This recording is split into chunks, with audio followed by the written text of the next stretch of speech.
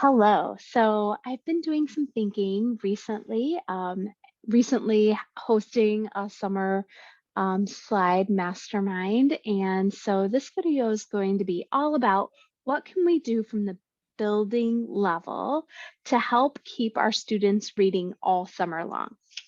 So let's get started on this really quick little tip of a video. Okay. So what can we do? First of all, I want you guys to know that books, if you're allowing students to take books home from your classroom library and your building library, you should be losing about 10% of your books each year. So it's really important that you're thinking about having a book budget. It's also really important, and this is not typically what happens, but if for any way your district and your building can purchase classroom libraries versus that coming out of teachers' pockets, that would be ideal. Because it's really hard when you spend your own money on a book and or your classroom library and you've spent a lot of money on it and then allowing books to leave and then knowing that there's a good chance that many of them aren't going to come home. So, in all fairness, the best thing that we could do is make sure that our teachers have high quality, cultural relevant classroom libraries with 800 to 1,000 books per classroom library, and those books are going in and out of their classrooms. So let's talk all about what are we going to do at the building level, or what are some ideas that we can do at the building level to help keep our kids reading all summer long. So this was one of the things that we talked about at the summer slide mastermind, was hosting family reading events. And so these could be bi-weekly events.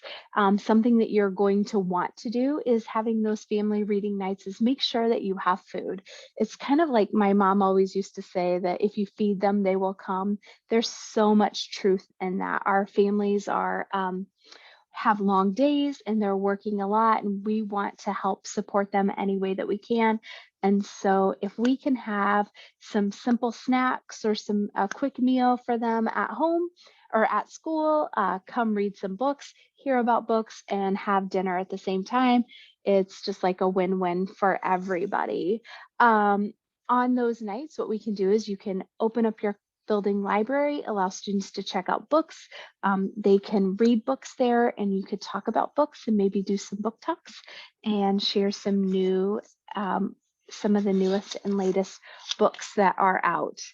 Anytime your building is open for an event, which I know a lot of our schools host events, like they host sporting events or scouts or community clubs. Many of our schools have laundromats or food pantries or elections.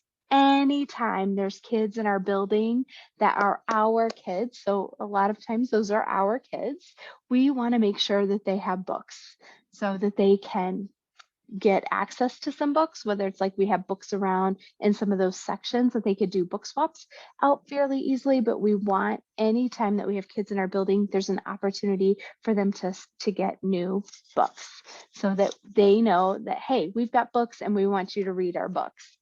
Another thing that we could do is if you have like a mobile food pantry, which I know many of our school districts and many of our buildings do, or um, the weekend backpack program for food, just not only put in the food, but throw in some books so that the families have different books that they could be reading until they come back next time. And so encourage them to bring those books back and swap out and have new books in their new backpacks that they'll be getting.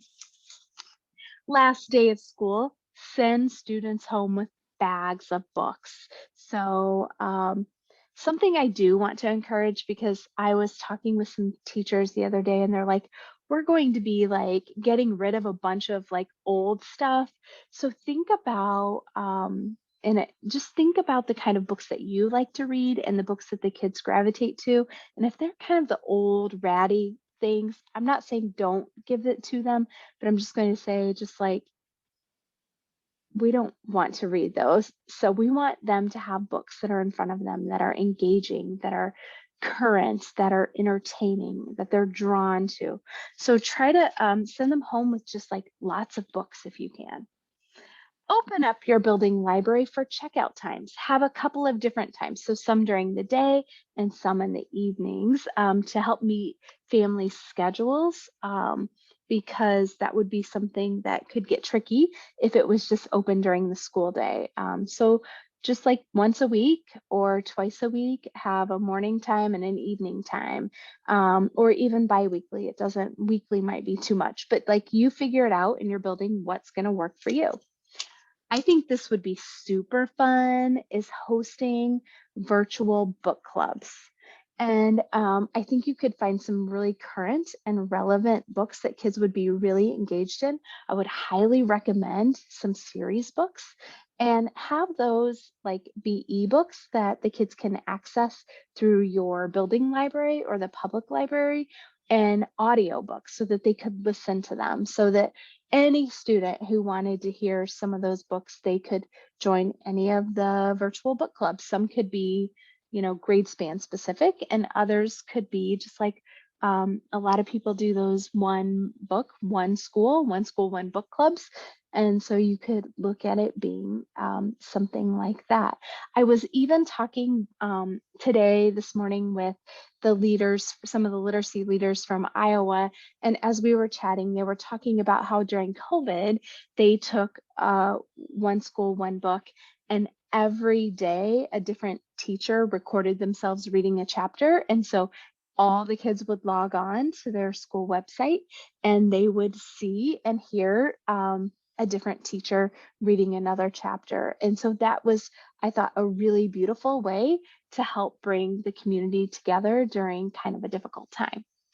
So these are really just a few ideas around how can we use our buildings all summer long to make sure our students are reading lots and lots of books. So I would love to hear your ideas. So please put them in the comments about some other ways that we can help our schools get lots and lots of books out to kids. So have a great day.